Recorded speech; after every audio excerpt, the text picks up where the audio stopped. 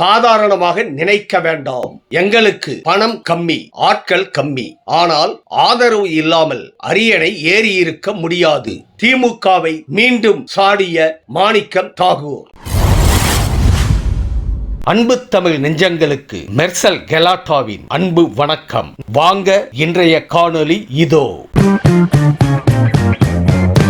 காங்கிரஸ் கட்சி குறித்த திமுக அமைச்சர்களின் பேச்சு வலியை தருகிறது என அக்கட்சியின் எம்பி மாணிக்கம் தாகூர் மதுரையில் நடைபெற்ற நிகழ்ச்சியில் தெரிவித்துள்ளார். 2026 சட்டமன்ற தேர்தல் நடைபெற உள்ள காங்கிரஸ் கட்சி ஆட்சி அதிகாரத்தில் பங்கு என்பதை வலியுறுத்தி வருகிறது. இதனால் அக்கட்சி கூட்டணியின் தலைமை கட்சியான திமுகவில் கடும் சலசலப்பு எழுந்துள்ளது. முதலமைச்சர் ஸ்டாலின் தமிழ்நாட்டில் அதிகாரத்தில் பங்கு என்பது ஒத்து வராது என இந்த பிரச்சனைக்கு முற்றுப்புள்ளி வைத்த நிலையில் தொடர்ச்சியாக மாநில தலைமை இந்த விவகாரத்தில் பெரிதாக கருத்து தெரிவிக்காமல் உள்ளது.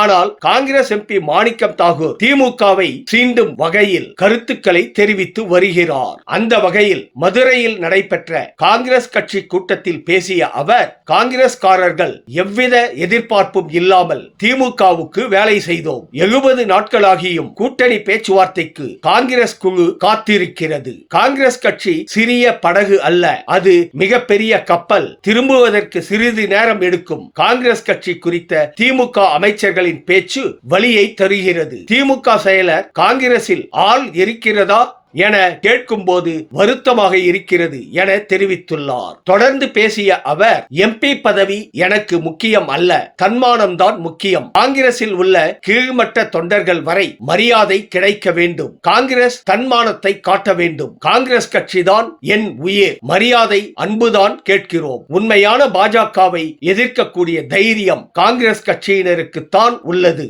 மோடி அரசு ராகுல் காந்தியை பேச விடாமல் தடுத்த விவகாரத்தில் சஸ்பெண்ட் ஆன 8 பேரில் 7 பேர் காங்கிரஸ்காரர்கள், ஒருவர் கம்யூனிஸ்ட் கட்சியை சேர்ந்தவர். இந்த நிகழ்வு நாடாளுமன்றத்தில் யார் பலமாக சண்டை போடுகிறார்கள் என்பதற்கு ஒரு எடுத்துக்காட்டாகும். துணை நிற்கிறோம் என சொன்னவர்கள் ஏன் சஸ்பெண்ட் ஆகாமல் இருக்கிறார்கள் என்பது எல்லாருக்கும் தெரியும். சைடு வாங்கிட்டு போய் வணக்கம் சொல்லக்கூடிய பழக்கம் காங்கிரஸ்காரனுக்கு கிடையவே கிடையாது. எங்களை எதிர்த்து அவமானப்படுத்தி கீழ்த்தரமாக பேச நினைத்த அனைவரையும் அதே மொழியில் பதில் சொன்னவன் தான் காங்கிரஸ்காரன். எனவே மதுரை வடக்கு தொகுதிதான் நம்முடைய இலக்கு, அதனை கண்டிப்பாக பெற்று தீர வேண்டும் என அவர் பேசியுள்ளார். மேலும், எங்கள் பலம் இல்லாமல் நீங்கள் அரியணையில் ஏறி இருக்க முடியாது என்பதை மறந்து விடாதீர்கள். நீங்கள் செய்ததையும் நாங்கள் மறக்கவில்லை. தோழமையாக இருக்கும்போது நாங்கள் கேட்பது என்னவென்றால், நாங்கள் உங்களுக்கு மரியாதை கொடுக்கிறோம், நீங்களும் எங்களுக்கு அதே மரியாதையை கொடுக்க வேண்டும் என்பதுதான். நீங்கள் செய்த பல தவறுகளுக்கு பகையை சுமந்தவர்கள் நாங்கள். காங்கிரஸை சாதாரணமாக நினைத்து விட்டார்கள். மரியாதை தராவிட்டால் திருப்பி அடிப்போம் என மாணிக்கம் தாகூர் பேசியுள்ளார். தொடர்ந்து அந்த கூட்டத்தில் தமிழக வெற்றி கழகத்துடன் கூட்டணி வைக்கலாம் என நிர்வாகிகள் சிலர் கோஷமிட்டதால் பெரும் பரபரப்பு ஏற்பட்டது. நம்ம பொறுத்தப்பட்டலும் நம்ம இந்த ஆள் இல்ல, அது இல்ல, இது இல்லைன்னு கதை சொல்றவங்க எல்லாம் நம்ம வாய மூடணும்னா நம்முடைய பலத்தை காட்டணும். நம்மகிட்ட காசு இல்லாம இருக்கலாம், நம்மளை பொறுத்த மட்டும் காசு இல்லாமல் இருக்கலாம், பிரியாணியும் மேட்ரும் சேர்த்து கொடுக்கறதுக்கு காசு இல்லாமல் இருக்கலாம். ஆனால் நம்மளுக்கு வடை டீ கொடுக்கறதுக்கு காசு இருக்குல்ல, அதுக்காக நம்மளை பொறுத்த வடை டீலையாவது வண்டியை ஓட்டுவோம். அதனால நம்ம வடை டீல வண்டியை ஓட்டுவோம்.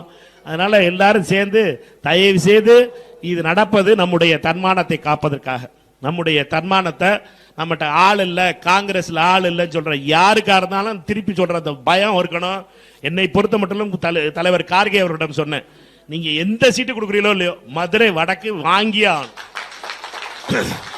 மதுரை வடக்கு வாங்கியே ஆகணும். எந்த இதா இருந்தாலும் சரி, என்னை பொறுத்த மட்டும் எந்த சீட்டு வருதோ இல்லையோ மதுரை வடக்கு வாங்கியே ஆகணும். இதை மட்டும், இதுதான் லட்சியம். நம்மளை பொறுத்த வரைக்கும் வெற்றி பெற்றே ஆகணும்.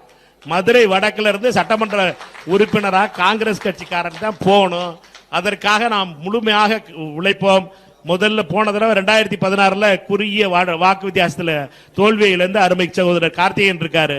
அவரை பொறுத்த மட்டும் அங்கேதான் மாமன்ற உறுப்பினராக தேர்ந்தெடுக்கப்பட்டிருக்கிறார். அவர் தான் ஃபர்ஸ்ட் எலிஜிபிள் கேண்டிடேட். அதனால இது நம்ம கேண்டிடேட் சொல்ல முடியாது. அதனால காங்கிரஸ் தலைமை அறிவிக்கும் போது அதை பத்தி பேசுவோம். எதிர்க்கட்சி தலைவர் ராகுல் காந்தி அவர்கள் பேச விடாதனால எதிர்க்கட்சியையும் பேச விடாமல் தடுத்ததற்காக 8 நாடாளுமன்ற உறுப்பினர்கள் சஸ்பெண்ட் செய்யப்பட்டார்கள். ரொம்ப கவனமாக பார்க்கணும். பாஜக அரசு மோடி அரசு ராகுல் காந்தி அவர்களை பேச விடாமல் தடுத்ததற்காக சஸ்பெண்ட் ஆனது 8 பேர். அதில் 7 பேர் காங்கிரஸ், ஒரு ஆள் சிபிஎம். அதனால் நீங்கள் யார் பலமாக பாராளுமன்றத்தில் சண்டை போட்டுக்கிட்டு இருக்காங்கிறத பார்க்குறதுக்கு இது ஒரு எடுத்துக்காட்டு. அதனால் சஸ்பெண்ட் ஆகிறது துணை நிற்கிறோம் சொல்கிற ஆளுகள்லாம் சஸ்பெண்ட் ஆகாமல் இருக்கிறதுலாம் ஏங்கிறதும் நம்ம எல்லாருக்கும் தெரியும். அதனால் உண்மையாக நம்மை பொறுத்த மட்டிலே பாஜகவை எதிர்த்து நிற்கக்கூடிய தைரியமும் தில்லும் காங்கிரஸ்காரனுக்கு மட்டும்தான் இருக்குது. ஆர்எஸ்எஸ் காரர்களை எதிர்த்து இருக்கக்கூடிய சைடு வாங்கிட்டு போய் கையில் வணக்கம் சொல்கிற பழக்கம்லாம் காங்கிரஸ்காரனுக்கு கிடையவே கிடையாது. இருக்கிறது கஞ்சியோ கூலோ தைரியமாக இருக்கிறவன் தான் காங்கிரஸ்காரன். எங்களை பொறுத்த மட்டிலும் அன்போடும் மரியாதையோடும் எங்களை நடத்தினால் அன்போடும் மரியாதையோடும் எல்லார்கிட்ட இருந்திருக்கோம். எங்களை எதிர்த்து எங்களை அவமானப்படுத்தி எங்களை கீழ்த்தரமாக பேச நினைத்தவர்கள் அனைவரையும் அவர்களுடைய அதே மொழியிலே பதில் தந்தவன் தான் காங்கிரஸ்காரன். தப்பா பேசல, ஆட்சியில பங்கு கொடுங்க, இல்லைன்னா விஜய் கூட கூட்டணி போயிடும் தான் சொன்னேன். வேற எதுவும் பேசல. ஆனா திராவிட முன்னேற்ற கழகம் தப்பா பேசுறாங்க. என்னையா ஊருக்கு 2 பேர் இருந்துகிட்டு வச்சுக்கிட்டு ஆட்சியில் அது செல்வ பிறந்தைய கூட சொல்றாரு. அவரு ராஜா கண்ணப்பே ஒரு திருமண விழாவில் வந்துட்டாரு, போட்டாக்கு போஸ் கொடுக்க வேண்டிய ஆயிடுச்சுன்றாரு. இந்த நிலைமையில நமக்கு தேவையா? அன்னை கேட்டுக்க ஆட்சியில பங்குன்றது காங்கிரஸோட உரிமை. அன்னைக்கு மைனாரிட்டியா இருக்கும்போது நாங்க ஆட்சியில பங்கு கேட்கல. கேட்கிற என்ன இப்போ கேட்கிறோம். வாயை விட்டு கேட்டு இல்லை என்று ஒரு முதலமைச்சர் வாயிலே இருந்து வந்து விட்டது. இதன் பின்பு நம்ம எல்லா பேரும் சேர்ந்து ஆட்சியில பங்கு கொடுக்கணும் மீண்டும் நம்ம கேட்கிறோம்.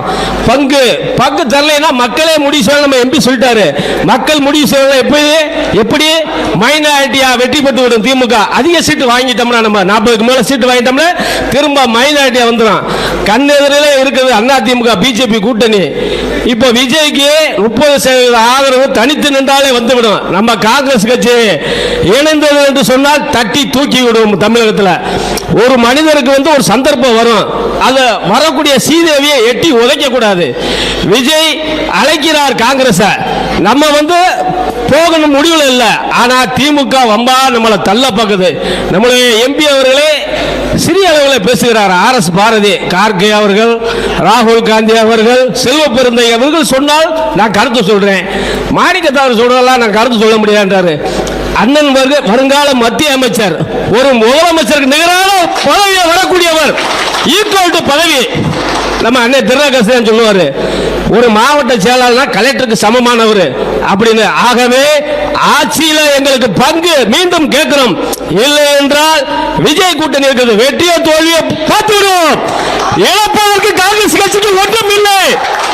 தமிழகத்திலே ஒரு பொன்னான எதிர்காலத்தை காங்கிரஸ் கட்சிக்காரர்கள் விஜயம் இணைந்து உருவாக்கும். ஆட்சியில பங்குண்டு திரும்ப முதலமைச்சர் சொன்னா தப்பு இல்லை. உங்களுக்கு நேரம் சரியாக இருக்க வேண்டும், மீண்டும் நீங்க முதலமைச்சர் ஆக வேண்டும் என்பதுதான் எங்களுக்கு